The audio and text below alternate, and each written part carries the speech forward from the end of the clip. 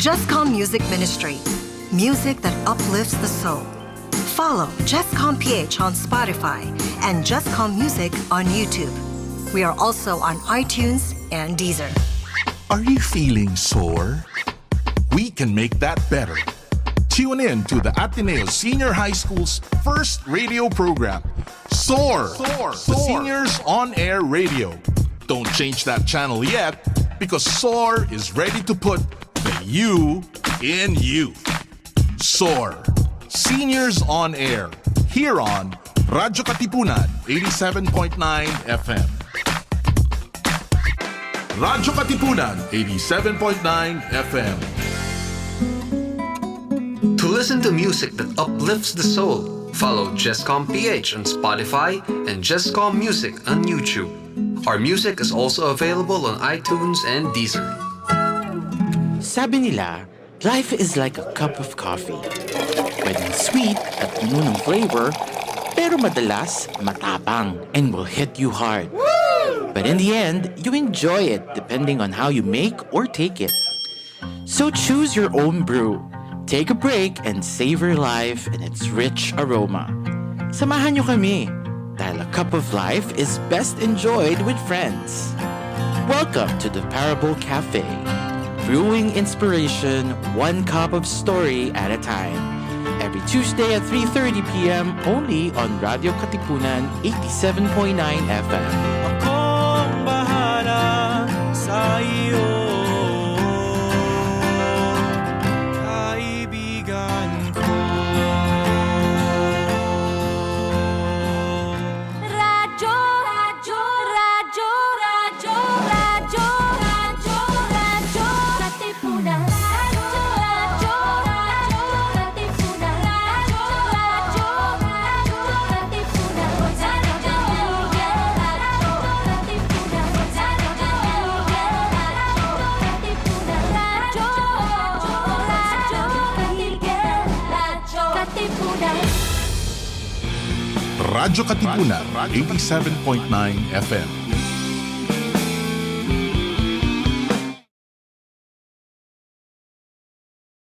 Radyo, radyo, radyo, radyo, radyo, radyo, radyo, Katipunan. Radyo Katipunan. Radyo Katipunan. Radyo, radyo, radyo, Katipunan. Radyo, radyo, radyo, Katipunan. Sa Vlog Blue Eagle kami di mapipigil sa pagbabalitang tumpak at tama. Buhay Atenista sa loob sa labas ng eskwela, ating ibibida lahat ng buwela. Radyo, radyo, radyo, Katipunan. Radyo, radyo, radyo, Katipunan. Radyo, radyo, Katipunan. Radyo, Katipunan. Kawal ni Ignacio, Katipunero sugod, todo sa kayon, tulong at tulong. Lipat na Blue Eagle, galing giting nagigil. Blue and white, one big fight. Radyo, radyo, radyo, Katipunan. Radyo, radyo, radyo, Katipunan. Radyo, Katipunan. Radyo, Katipunan. Radyo, radyo, radyo, Katipunan. Radyo, Katipunan. Baka naman pwede. Baka naman pwede. Baka naman pwede. Mga isyung napapanahon ating pag-usapan. Baka naman pwede. Gamit ang mga pananaw mula sa iba't ibang kalinangan. Baka naman pwede. Mula sa Institute of Philippine Culture, kami inyong samahan, tayo'y maghuntahan. Dito lang sa Baka naman pwede. tuwing Huwebes, alas 3 ng hapon, dito lang sa Radyo Katipunan, 87.9 FM. Lahat. Nakikita kayo ngayon sa Baka Naman Pwede, isang programa ng Institute of Philippine Culture at ng Radyo Katipunan na naglalayong pagnilayan ang mga napapanahong issue gamit ang lente ng agham panlipunan o social sciences. Nais din nating mapagkwentuhan ang mga bagay na baka naman pwede nating tignan muli, pag-ukulan ng pansin at aksyonan. Ako po si Jessie Claudio ng Development Studies Program at ng Institute of Philippine Culture at ako po ang inyong magiging host para sa hapong ito. Noong nakaraang episode po natin, nakasama natin sina Russell Alejon at Rem Tan para pag-usapan ang SOGI-SC at iba-iba pang mga hamong kinakaharap ng mga miyembro ng LGBTQIA+ community. Mula kay Rem, natutunan natin ang SOGI-SC bilang isang konseptong kumakatawan sa attempt ng lipunan na lawakan ang pag-unawa nito sa larangan ng kasarian at sexualidad. Ang mga kinasanayan nating binary terms at expectations ay nagkakahon sa mga tao sa mga restrictive categories na hindi sumasalamin sa diversity ng ating populasyon. Ilan sa mga halimbawang nabanggit ni Rem ay ang significant na bilang ng mga intersex na kaya umanong bumuo ng isang bansa kung pagsasama-samahin. Mula rito, tinalakay rin niya ang kahuluguhan at pagkakaiba-iba ng sexual orientation, gender identity, gender expression at sex characteristics. Si Ross naman po, pinaglinaw niya na ang SOGI-SC ay isang parte lang ng ating pagkatao. Sabi nga niya, it's not the be-all and end-all, but an integral aspect of one's personality. Kasi individuals are multifaceted. Dagdag pa niya, ang SOGI ay isang personal endeavor na malalaman mo lang sa sarili mong panahon, oras at espasyo. At hindi dapat siya dinidikta ng ibang tao. At dahil tayong lahat ay may SOGI or SOGI-SC, kailangan nating irespeto at ipagtanggol ang isa't isa. Mula rito, tinalakay din ng ating mga bisita na sina Russell at Rem ang SOGI Equality Bill. Ayon kay Russ, mahalaga ang naturang panukala sapagkat sa pamamagitan nito, unti-unting binubuksan ng pamahalaan ang konsepto para i-recognize ang iba't ibang anyo ng diskriminasyon batay sa kasarian. So paglilinaw din niya, ang SOGI Bill ay anti-discriminatory at naglalayong ipakita ang pagkakapantay-pantay bilang tao sa gitna ng ating pagkakaiba-iba. Dagdag naman ni Rem, mahalaga ang recognition ng Estado sa SOGI sapagkat ang mga batas ay nakaka-impluwensya sa ating mga gawi at nakakatulong sa pag-normalize ng mga ganitong usapin. Para po sa mga gustong balikan ang ating mga nakaraang episodes, mangyari lamang po na bisitahin ang aming Facebook page ng Institute of Philippine Culture at ng Radyo Katipunan. Ngayong hapon naman po, bilang bahagi pa rin ng pagdiriwang natin ng Women's Month, makakasama po natin si Nina San Andres at Nadhine Acul-acul para ipagdiwang ang ika-50 taong anibersaryo or 50th anniversary ng pagiging co-educational ng Ateneo de Manila at para pag-usapan na rin ang mga hamong kinakaharap ng mga kababaihan mag-aaral sa ating pamantasan. Sa mga manonood po natin sa Facebook, pwede po kayong sumali sa aming kwentuhan. Mangyari lamang po na i-type ang inyong mga questions or comments sa ating comment section. At babasahin po namin ito sa ating Q&A portion mamaya. So ngayong hapon po gusto kong ipakilala yung ating mga naimbitahan. Na dalawang student leaders, female student leaders sa ating mahal na Ateneo. So una po si Nina San Andres. So si Nina ay isang senior and she's taking up a double degree in communication and information design with a minor in development management. So during her stay in college, she has also been widely involved in organization life, having been part of the Council of Organizations of the Ateneo Manila, where she currently serves as the president. So sa ating pong mga tagapanood, bigyan po natin ng virtual applause si Nina San Andres. Welcome sa Baka Naman Pwede, Nina. Ayan. Hello.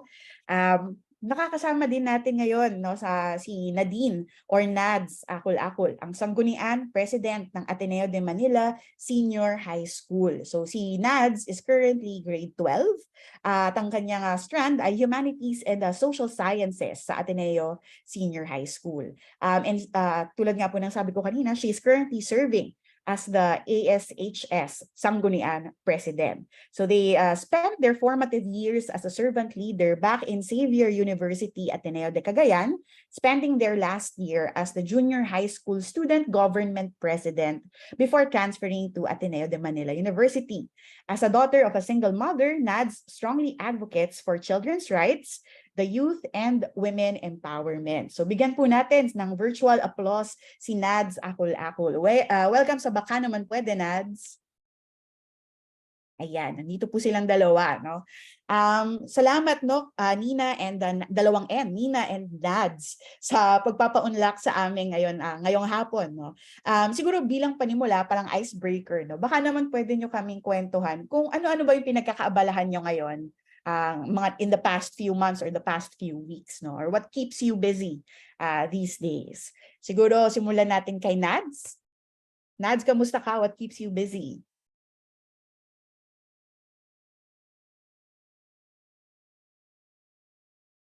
Nakamute ka ata, Nads.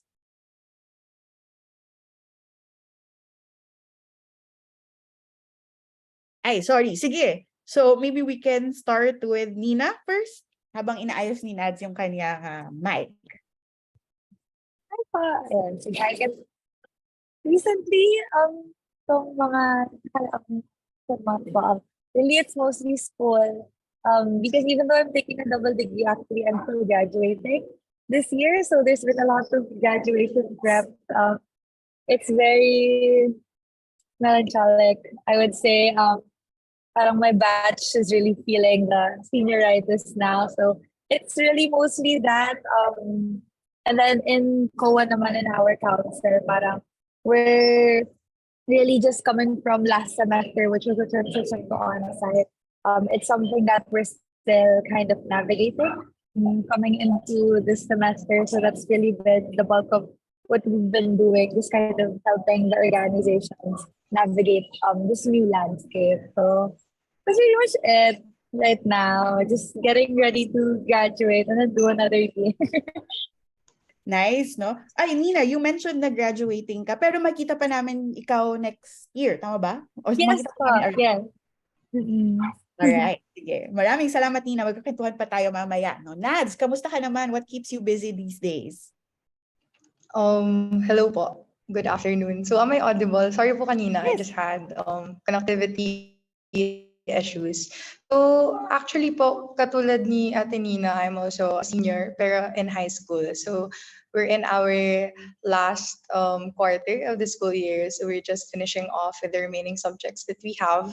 And for ASHS Sanggunian naman po, ayun, we're just mostly polishing kung ano yung mga internal reforms that we want to pass to the next batch of ESHS Sanggunian. And then the other councils are also finalizing their final projects, usually year-end and culminating events na lang naman. So konting-konti na lang matatapos na yung school year. So up next is, ayun, kung ano yung tinatapos ni Ate Nina ngayon, yun yung papasukin namin next year. So we're preparing ourselves for college. No, yun, no? Pareho kayong busy kasi graduating, no? Pero maraming salamat dahil nandito pa rin kayo, no? And also very active student leaders in the LS, si Nina, at sa senior high, si Nads, no? So mukhang magkikita kayo next year sa LS, no? Kung Ateneo pupunta si Nads, no? So siguro medyo part of the icebreaker pa rin, no? Kanina kasi nung in-introduce kita, Nads, nabanggit ko na ikaw ay galing sa Xavier University sa Ateneo de Cagayan, no, bago ka lumipat sa Ateneo, no. So bakit can you expand, no, or parang maybe if pwedeng tanungin kung bakit mo pinili na mag-senior high sa Ateneo de Manila instead of staying in Ateneo de Cagayan? Okay po. So well, my formative years nasa province po talaga ako. So lumaki ako sa mga ideals na talaga ng Ateneo since it's another Ateneo school. So maybe I really chose to go out to give myself more opportunities. So kahit pare-parehas lang yung values, sawang-sawa na ako minsan kay St. Ignatius of Loyola kasi naging best friend ko na ata siya dati pa. I think what makes the difference is of course the diverse community. Sa ika nga nila, you aren't able to reach your fullest potential if you stay in your comfort zone. So initially, nung nag-start yung pandemic, yun yung time na I applied for ASHS. So here I am now, breathing a lot of opportunities as well.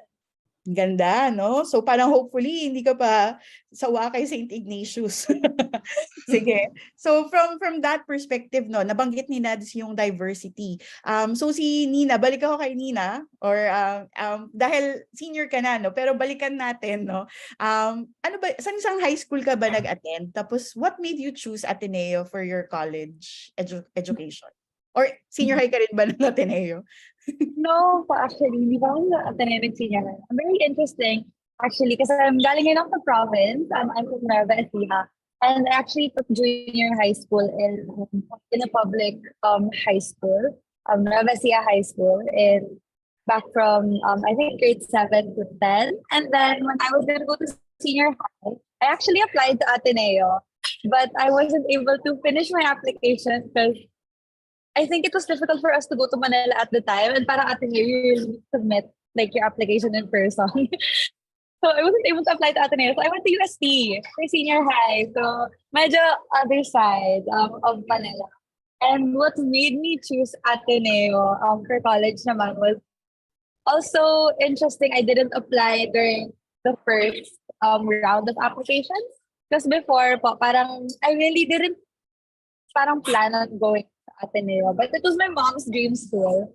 Initially, I intended to, I don't know, maybe stay in UST or go to UP, but I agree with that said, no, parang you really can't reach your full potential by staying in your comfort zone. So parang when it came to the point na, kasi parang nag-open ulit ng application yung Ateneo for a second round, parang around January. And then my friends were applying, so they just asked me now, mag-apply ka na rin para you have more choices. So I was like, okay, sige. For vibes lang. And then, parang when it came to choosing, parang between staying in UST and going to Ateneo, parang I already felt like, having been in UST for 2 years, my growth would have kind of been stagnant if I had stayed for another 4 years. So I kind of went into Ateneo, parang a bit blindly. Actually, I wasn't very familiar with hindi kami besties ni St. Ignatius, basically. So I think it's a very interesting contrast to that na I really went into it not knowing much about Ateneo. So it's a very interesting development now, especially since I ended up being very active parang in student activities. And before that, I really never intended on even going to Ateneo. So from St. Thomas Aquinas to St. Ignatius pala yun. Yes, to St. Ignatius. Si St. Thomas Aquinas ang bestie ko before. So yun, no? Pareho nyo nabanggit na, both of you are from co-ed high schools, diba? Tama ba? Yes. So, yes, may co-ed din ng UST High School, if I'm not Yes. mistaken. Yes. So, going into Ateneo de Manila naman for your college, halimbawa Nina, and for ASH, for senior high, kay Nads, no? Could you recall your initial reactions and observations, no?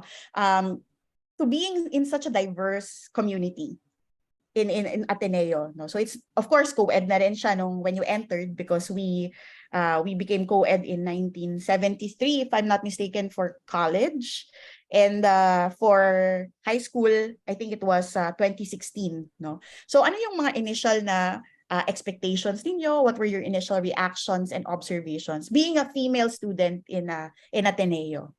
So maybe we can do Nadhine again first, no? Okay po. So, ayun nga, I mentioned kanina na I'm also from a co-ed school. Pero hindi pa din mapagkakait na there is still a sense of culture shock pag transfer ko in Ateneo de Manila. Kasi kahit sabihin ko na I'm very well versed with the values and whatnot, you could never expect kasi what kind of people will you be dealing with or interacting with once you're already there. So of course, kahit yung nanggaling pa from the language that they speak. So ako, I'm used to speaking Bisaya and whatnot.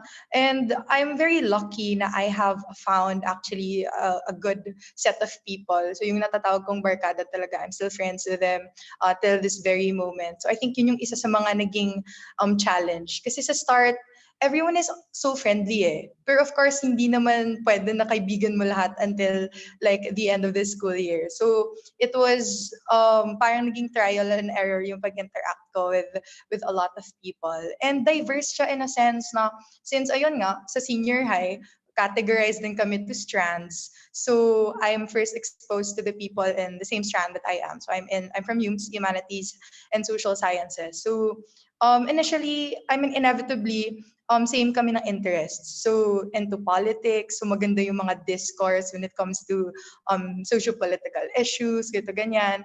Pero later on, you'd have to realize na there's a bigger community outside our strand. So there are other strands as well. And I was lucky enough that I'm able to actually find friendships also na are meaningful outside UMS. So ayun po, it was kind of overwhelming kasi super daming tao, super daming interest, super daming talented people. But at the end of the day, I think it's all about being able to know kung sino yung mga gusto mo talagang makasama. So it's not that you will discriminate everyone else, of course, pero there's always a sense of you need to find where you really belong in that very overwhelming community. Ganda. So nabanggit mo Nad kanina na you're divided into strands and you're in a strand wherein maganda yung discourses, di ba, when it comes to issues. Have there been like instances wherein nadidiscuss ninyo yung mga gender issues or women's issues halimbawa in your classroom, within your classroom or within your barkada? Kasi you mentioned that you have good rapport with your barkada now in senior high, no? So are there instances or are there spaces to discuss these types of issues? Kasi Women's Month, di ba? Yeah, well, very much oo naman. I'd like to say na my friends are very well versed on these kinds of discourses. Kasi dito malalagay yung comparison ko from my old school to where I am now. Kasi well, it is also an Atenean and Ignatian institution. Pero since it's in the province kasi, mas conservative yung views. I mean, there's no naman like parang discrimination. It's more of hindi siya masyadong napag-uusapan kung saan ako nag-aaral before. Pero nung lumipat ako sa Ateneo Senior High, people are more open to talking about these issues. Siguro dahil papunta na din kami sa point in our lives na we're going to prepare for the real world in college talaga. So everyone is very much willing sila pag-usapan yung mga ganitong issues. Hindi lamang sa women's empowerment, but of course, yung nabanggit kanina na yung previous episode is on gender equality and so GPIL. So these are, parang ito yung mga casual conversations namin na we do not need a requirement from school na para pag-usapan siya. It shows naturally. So that goes to show how people are really open to talking about it. Ang gandang point yun na point of comparison mo kanina na parang mas organic kumbaga na mag-come up sa mga conversations ninyo in the school, no, yung issues such as gender issues or women's issues compared sa Ateneo de Cagayan, no. Pero maybe just to contextualize, yung Ateneo de Cagayan, if I'm not mistaken, tama ba na bagong co-ed lang din ba sila or have they been co-ed since before pa talaga? I think sa history ng Cagayan, at some point lahat kasi ng Ateneo schools all boys. Pero matagal ng co-ed si Cagayan. So I think it's sa time lang talaga yon. When I was there, since junior high school pa din. So these are not the typical conversations or issues that we discuss. So later on pa sa pag-grow talaga ng students, I think it's more of that context. Gano. Okay, great, no? Sige, punta naman tayo kay Nina. Nina, again, babalikan natin ang iyong first year. So, parang how was the shift from Thomas Aquinas to St. Ignatius? No? What were your initial reactions and observations to being in another diverse environment? No? May pagkakaiba ba? Since I came from co-ed since grade school, actually, I've been co-ed since grade school. Parang the shift from when I went from St. Thomas Aquinas to St. Ignatius, it wasn't really a big shift per se in terms of I wasn't too culture shocked. There were certainly just parang smaller cultural differences that I noticed when I transferred from UST to Ateneo, such as a lot of it is well, since I'm in COA, parang a lot of the culture in orgs is very different.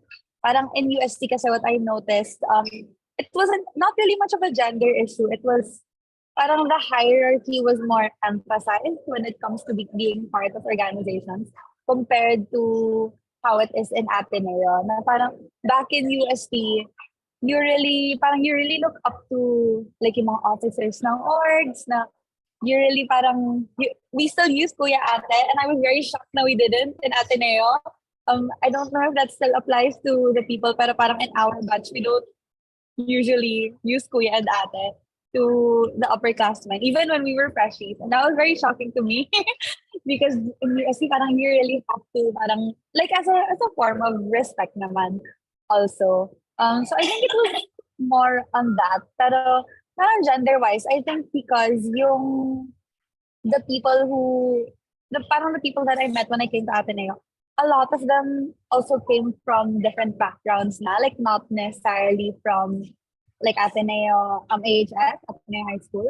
So it wasn't really evident parang yung that culture coming from an all-boys school once like I arrived in college.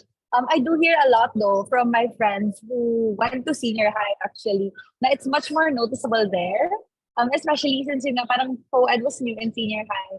My batchmates, I think they were the first batches to have parang co-ed senior high. So they would tell me like stories na parang boys wouldn't know how to act around them.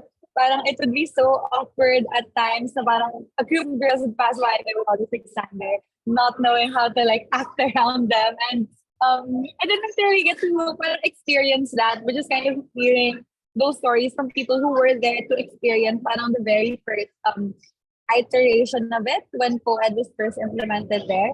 But yeah, parang I think naman from my experience, thankfully, it's not as felt on a college level in Ateneo. Yeah, I think also part of the reason why nga, I think Nads was telling us a while ago na maraming conversations na about it is because it's just 2016 nung na-implement yung co-ed and senior high. So I think it is necessary to have these types of conversations at their level. Whereas for college na slightly medyo matagal na co-ed, di ba? Parang I think the topics surrounding gender, parang mas mainstream na siya in our classes, di ba?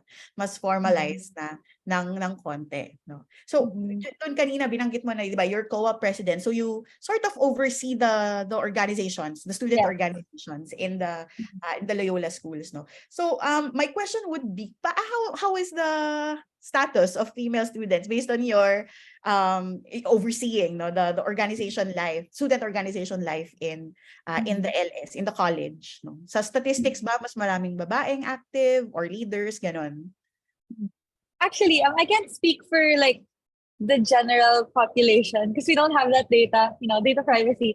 But actually, because right now in COA, parang we have 56 organizations under COA, and I actually just checked recently. Dahil nga Women's Month, not a lot of people are asking.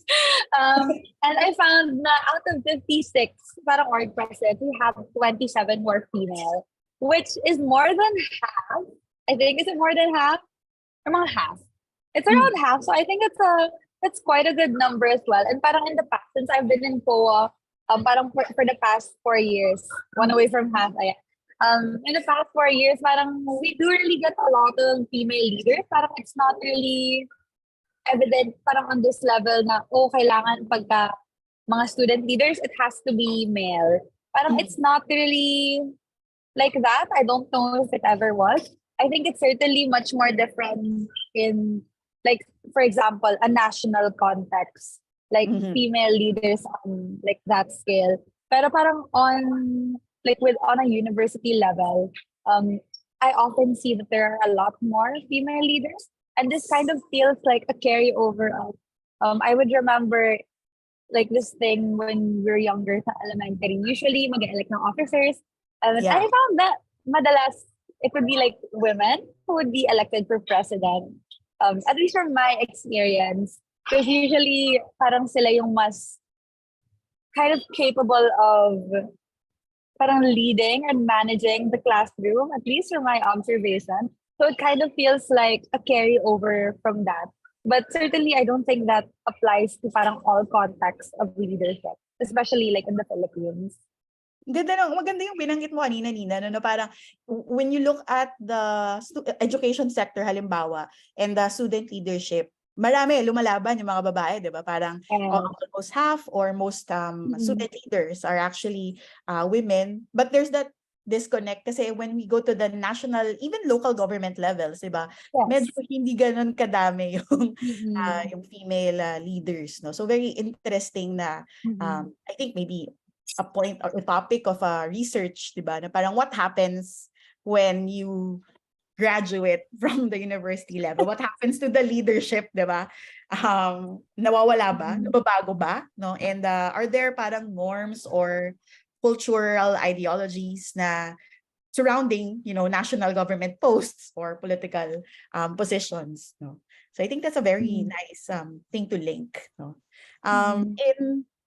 In the senior high naman, Nads, no? Of course, you are the Sanggu president, no? So parang what is the composition of your administration? Wow, parang very formal, di ba? And of course, if you have idea as well kung ano yung itsura ng statistics of people of men and women in the senior high, mas marami bang lalaki or is there a balance? Mas marami bang babae? Okay po. So, for senior high naman, since ayun nga, mas late nag-co-ed senior high. So, mas recent yung transition. So, tinanong ko po yung coordinators namin kung ano ba talaga yung ratio ng female to male students. So, actually, mas madami po talaga yung males. Especially from the Ateneo Junior High School.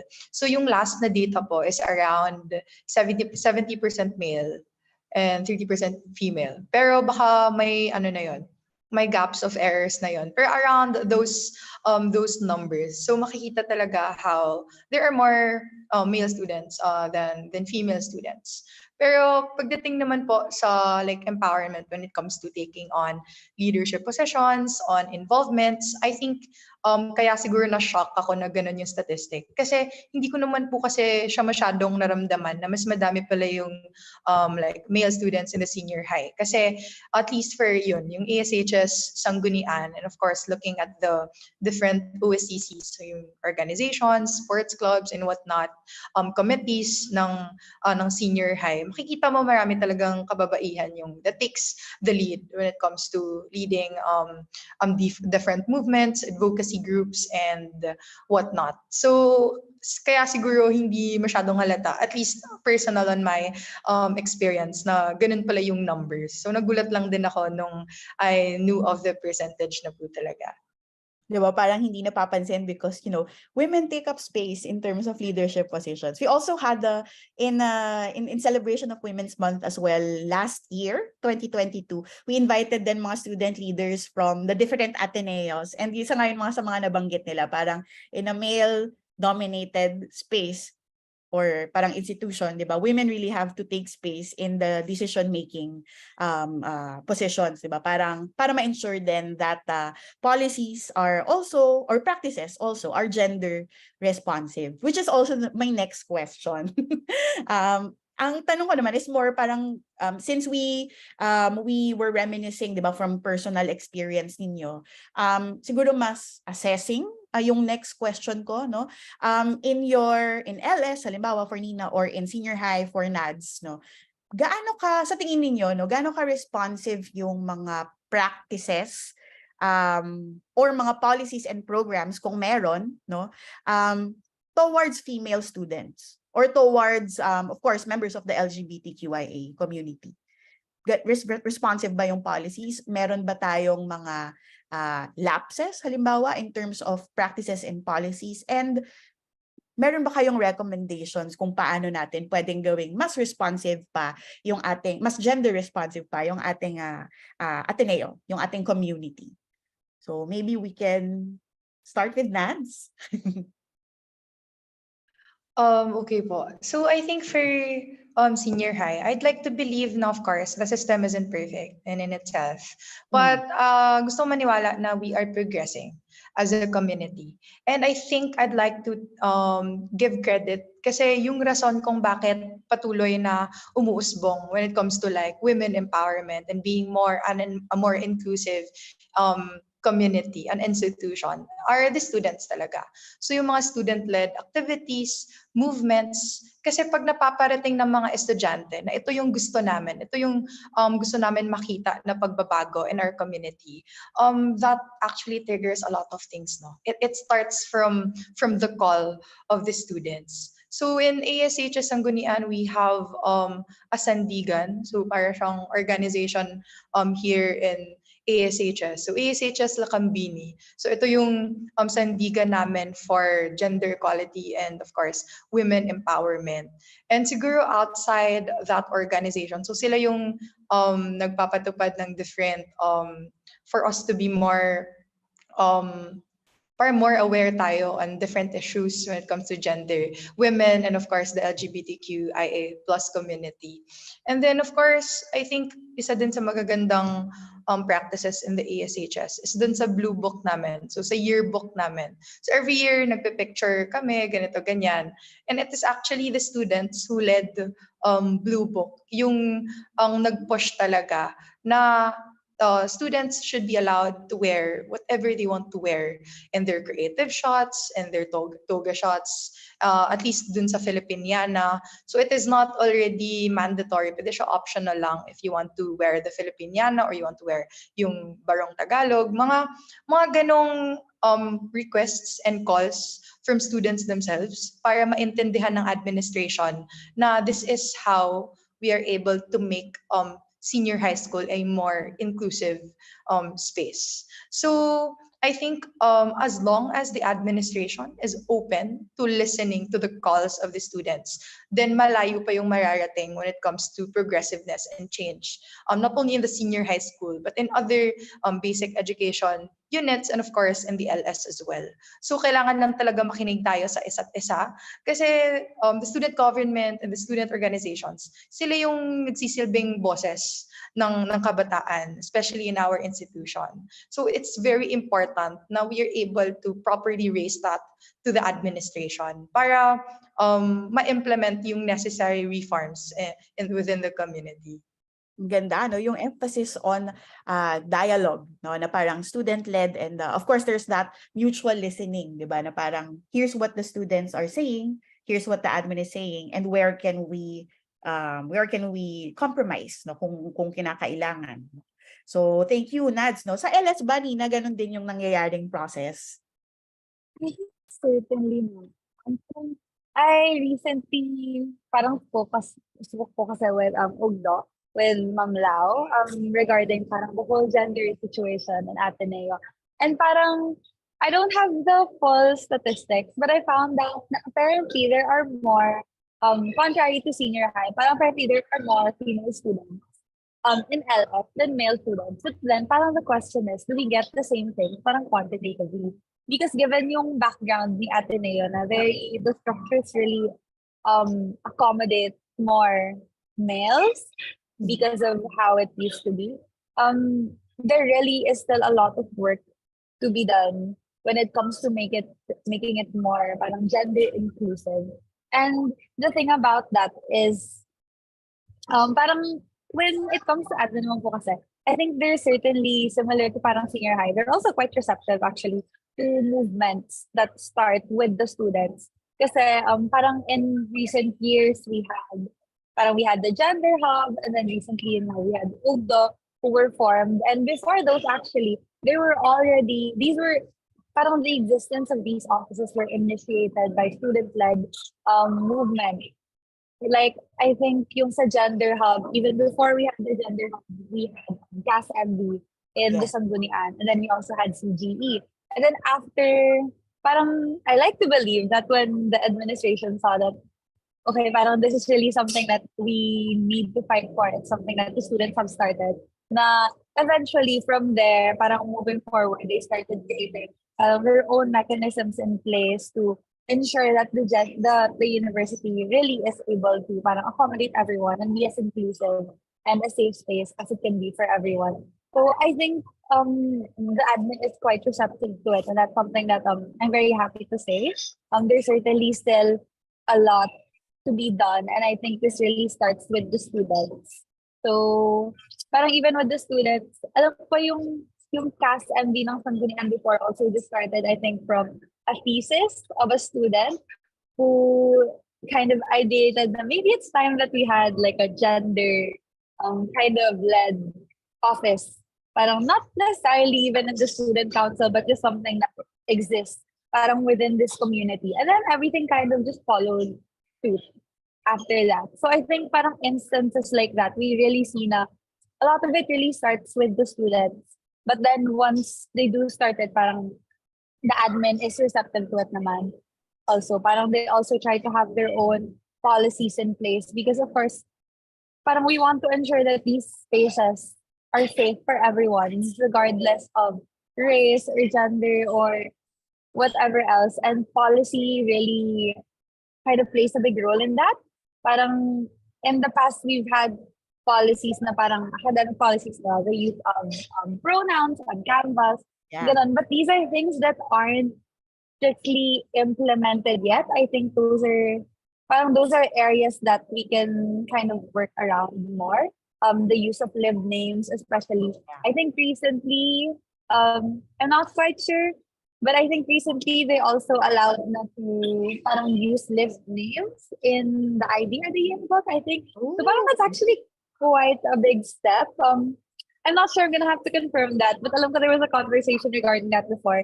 Na parang I think a student would have to write a letter to the admin if they wanted to kind of use that. Ganun. So there's certainly a lot being done for it. But of course, as always, especially now that we're moving to a really fully co-ed, parang Ateneo in basic ed as well, there's a lot for us to still do regarding making sure that it's gender inclusive for everyone. Right, no? Nabanggit mo kanina, Nina, because you are in COA, ang tanong ko would be, meron bang organization sa LS na ano siya, parang gender related or parang women's rights related halimbawa ganun? Actually in COA po, there isn't one. I think in the past there have been groups that kind of advocated for mga gender issues. I think for LGBT before there was Dollhouse, but parang they're not kind of formally organized. So parang we can't really, but also parang I think before OSA would also parang approach these groups, parang asking them like, do you guys want to get accredited? Para we can also parang provide resources for you so we can strengthen the advocacy. But parang they didn't really want to kind of organize on that level. Parang they were just happy existing as they were, which is also fine naman. I think in Lions there is I think there's an org that advocates for women's issues. I think Camp Flag that was created I think during the pandemic. However, I'm not sure parang how active they are now. Yeah, because I remember during my time, back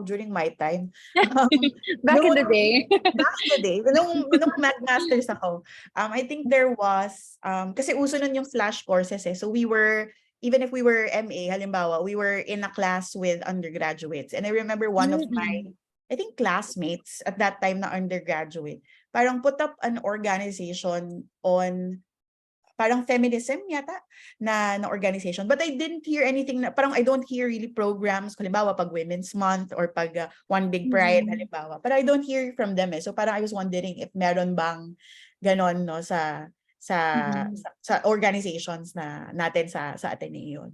But yun nga, kasi nabanggit nyo pareho the necessity or yung na-emphasize niyo yung role ng students in really pushing forward these progressive the policies, programs and practices in the university. Sa kanila talaga nagsa-start. So parang I wonder if meron bang formal, like bukod sa CAS MV and of course CGE and Lakambini, meron bang like a formal organization that takes care of that? Or parang may need ba for an organization like that?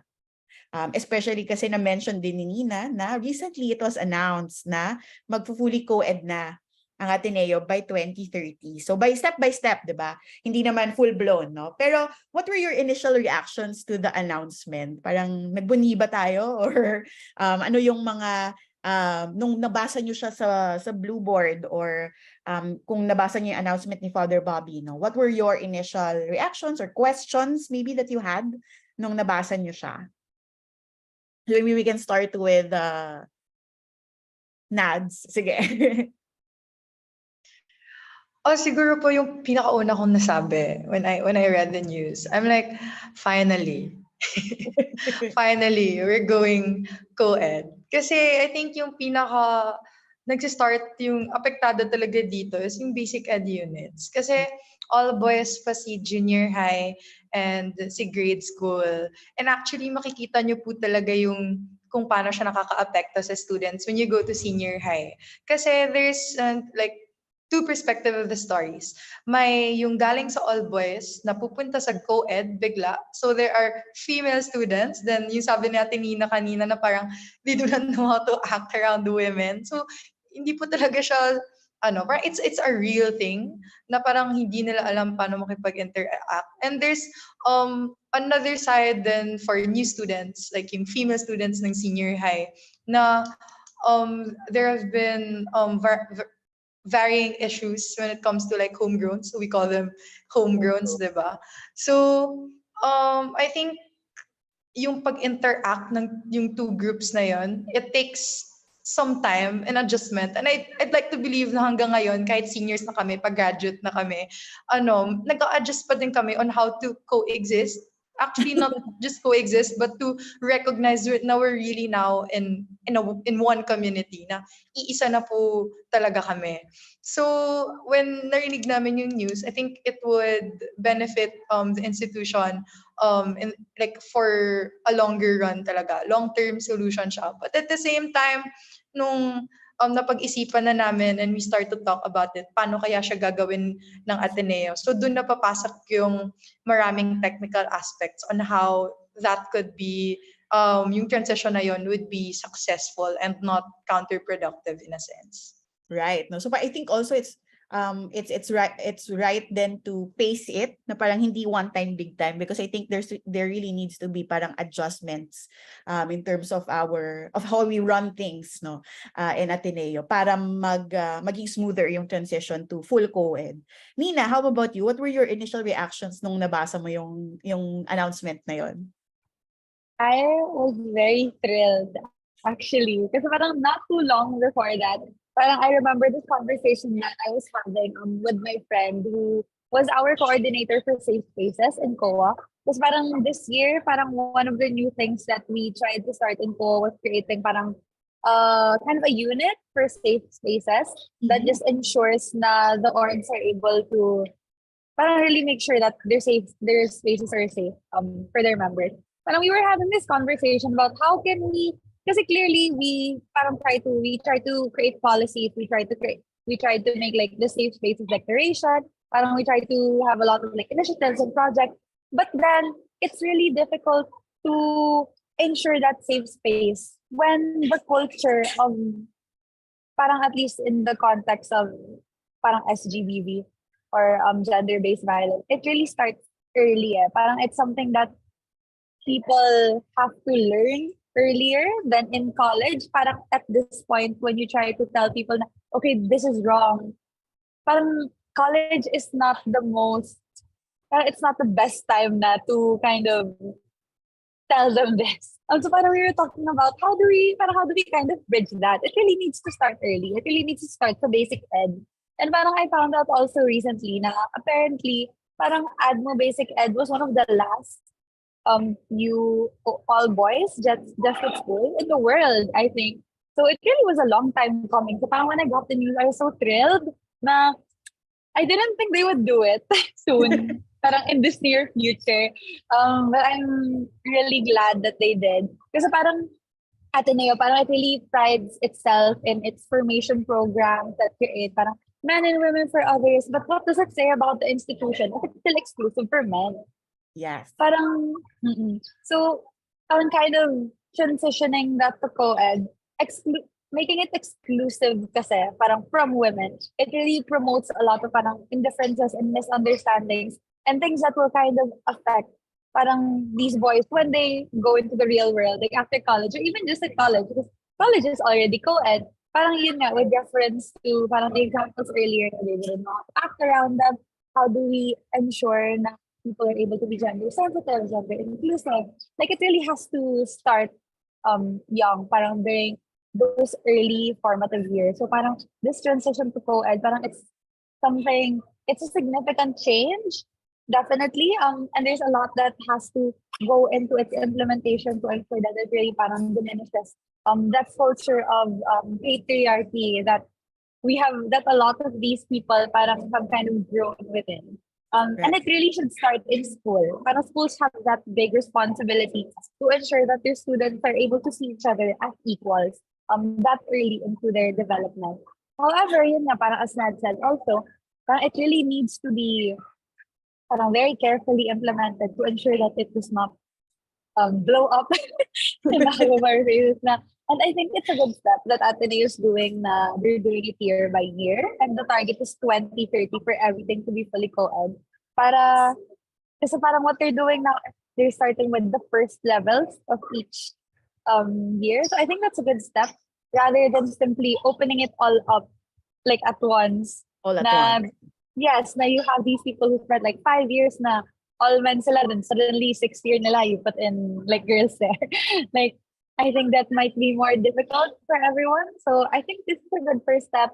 There's certainly a lot of work that still has to be done, but I'm glad that Ateneo is taking this big step already towards having a more gender inclusive institution for everyone.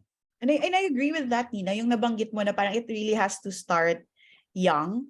Naalala ko nga in my conversations previously with a co-faculty, we were talking about, of course, yung na-mention mo kanina na SGBV cases, which we all know, by the way, it was highly mediatized at the start, diba? Parang we were talking about, syempre kasi pagdating ng mga tawag dito, mga graduates sa college, hard na yung kanilang socialization of gender dynamics. So parang kung doon pa lang sa basic education halimbawa, meron na silang mga certain biases, certain gendered biases no, na take away papuntang college. Pagdating mo sa college, when you sit in a class halimbawa on gender inequality, yes, matututunan mo siya. Yes, kunwari, ma-perfect mo yung exam. Pero when it comes to really changing your mindset, no, and your personal practices, diba? Medyo mas mahirap na. Yes. Oo, mas mahirap na. Mas maganda kung maaga nating masusocialize yung ating mga friends from the basic education, no. Yes. And of course, yun nga, parang we all hope na maging ma-promote yung gender equality and inclusivity in the greater Ateneo community, no. And I think also much of the challenges with regards to co-education, a lot of the gender-related challenges in the LS now, no, comes from, of course, challenges doon sa adjustment ng co-education sa basic education, sa senior high school at sa senior high school, no. So you mentioned a few of the challenges already, no. So my question would be more parang forward looking, I think. What do you think should be done in preparation for the full implementation of co-ed? So parang you both mentioned that marami pang kailangan gawin, no, bago mag full implementation. So if you could think of ano ba yung mga specific or concrete recommendations na to, maybe 1 or 2 points, no, that you would like to put out there, no. Ano kaya itong mga to? What should we do to prepare for the full implementation of co-ed in Ateneo? So naka-unmute na si Nina, so maybe you can start with Nina. I think for one, having more women on the committee that is implementing this, for sure. Maybe even people who experience this, parang people who went like into a co-ed institution that was one, parang all boys. I think that in itself could already bring in better perspective on how to approach parang that implementation. And then I think given that it's really a transition that's going to take time, I think they need to have programs that kind of teach like these students parang using gender fair languages, like how like challenging the stereotypes and the gender role. They need to have that and they need to learn it together. Also, parang when they do come in, parang people really kind of understand parang what's wrong and what isn't. Right. In that context, I think honestly, a lot of policies also just start them young and it's easier to carry over for the years after. Right. No, maraming salamat, Nina. Nads, how about you? Ano ba yung mga sa tingin mong pwede natin gawin in preparation for the full implementation of co-education? Well, so yung pag-transition kasi natin to co-education, of course, it will be multifaceted talaga. So there are a lot of groups of people that has to be involved in this entire process. So yung administration, yung faculty, yung students, and of course, along the way, katulad nung sinabi ni Ate Nina kanina, it's important that you get perspective. So malaki talaga dapat yung importansya na ibigay natin to consultations into different groups and the different kinds of people in the community. And of course, I think I'd like to highlight na it's very essential and vital also for us to prepare these boys na nasa all-boys school. Ayun nga, all-boys sila. So, it would be a very, very huge change for them. And we're not talking about teenagers kasi. We're talking about children as young as what? 7 years old or hindi ko alam kung ilang taon na yung prep ngayon or if may ganun ba. So, we really have to orient them on how they're able na bago pa man bago pa tayo take in ng female students, they should know already kung ano yung mga values, ano yung mga pag-debunk ng mga usual stereotypes and whatnot. Kasi hindi kasi pwede na parang mag-experiment lang tayo na pagdating ng female students sa kanya patitingnan kung ano yung mga problema sa perspective and sa characteristics ng mga students in the all boys. So it has to start even before we become more inclusive to female students. That would be very vital to the transition. Kasi hindi lang naman female students yung papasok, syempre yung male students mabibigla din sila. So it's adjustments on both sides. So I think in implementing this, we have to train the teachers and we have to create modules and programs that would really attend to these kinds of needs for the entire institution. Ganda no. I think what's important na na-mention ninyo pareho is yung hindi lang siya kasi pang estudyante, na parang of course when we say co-education, we will ang tawag dito, we will accept no more females into the usual all boys na spaces in the basic education, no. But it also parang hindi lang siya preparing the students to encounter such a diverse studentry, no. But the faculty and the staff also have to be trained no to how to handle no or how to handle female students, no, or how do they parang discipline both men and women when for the longest time, di ba, mas lalaki yung kanilang kadil with, no. So yun, no, I have a lot of insights on it, but I'm not sure if I can share it in the conversation right now, no. But I think what's also important to note is perhaps the presence of offices na nabanggit ni Nina kanina, yung UGDO, yung gender hub, can make the process smoother, can make the transition to co-ed smoother. Kasi 'di ba parang may insights ka na, may perspectives ka na from female-led offices, no, decision-making offices. So hopefully yung presence nila are also involved in the transition, no, to full co-ed. So, yun, no? Ang sarap ng kwentuhan natin, hindi natin namalayan na 2:54 na, no? So, we only have 6 minutes left, no? Pero bago tayo magpaalam, no, bago tayo umalis, baka pwede kaming humingi ng pabaon mula sa inyong dalawa, no, related dito sa topic natin on co-ed. So, ang title ng ating programa ay Baka Naman Pwede. So, fill in the blanks siya. So kung meron kayong mga parang last messages, no, sa mga kapwa ninyo estudyante, kapwa ninyo kababaihan, or sa ating mga guro at mga policy makers dito sa Ateneo, ano kaya yon, no? At kung pwede nating i-frame yon na parang baka naman pwedeng blank. Ano yung mensahe na yon? Siguro maybe we can start with Nads kasi naka-open na yung mic ni Nads. Siguro po, wait lang. Thinking time. Charot lang. So, siguro lang po, para ma-fill in the blank. Siguro, baka naman pwede isali natin lahat. Regardless of race, of socio-economic status, of gender, in all that we do, academically, formation, and all the activities that we do as an institution, isali natin lahat. Kasi one thing that I've learned is when we say men and women for others, I think a better phrasing for that is persons for others. Before all the labels that we give ourselves according to race, to gender, to groups, to cultural, ano pang pwedeng labels dyan, before all that kinds of label, we are persons, we are humans, and we will always, whether we like it or not, we will coexist with each other and we will always live in a community. So baka naman sa lahat ng gagawin natin, policies and whatnot, and all aspects of society, isali natin lahat. Burahin natin yung labels and we see each other eye to eye and we connect with each other as persons. Right. Ang ganda no, no? People for others. Nagustuhan ko siya kasi parang 'di ba usually ang naririnig natin is palaging men and women for others, no? But some Jesuits Jesuit organizations, institutions are already using na the people or persons for others, no? So baka naman nga pwedeng we become more inclusive, no?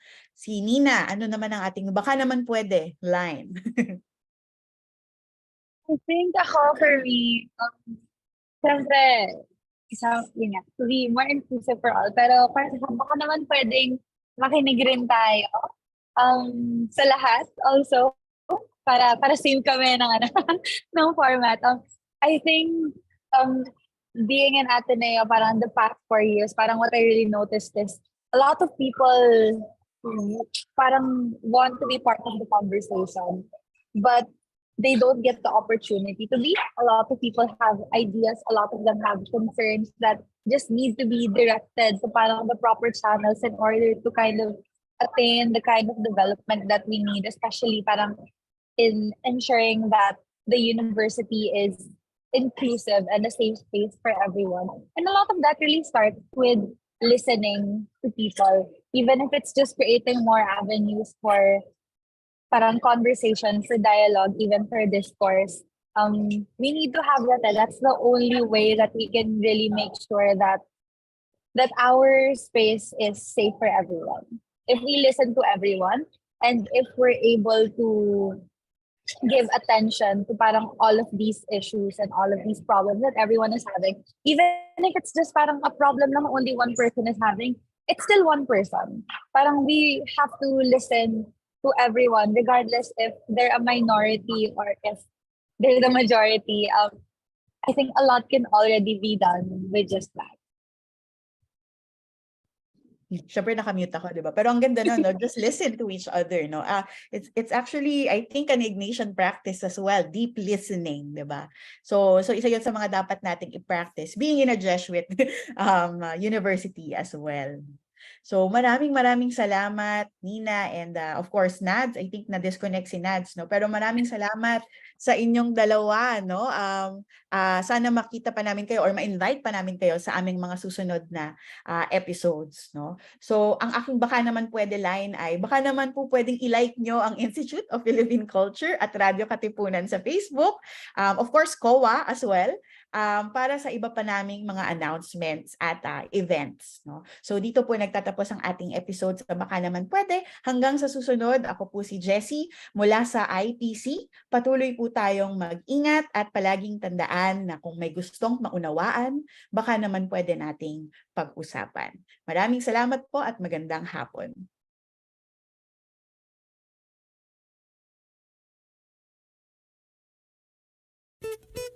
Baka naman pwede. Baka naman pwede? Baka naman pwede. Mga isyung napapanahon, ating pag-usapan. Baka naman pwede. Gamit ang mga pananaw mula sa iba't ibang kalinangan. Baka naman pwede. Mula sa Institute of Philippine Culture, kami inyong samahan, tayo'y maghuntahan. Dito lang sa Baka naman pwede. tuwing Huwebes, alas 3 ng hapon, dito lang sa Radyo Katipunan 87.9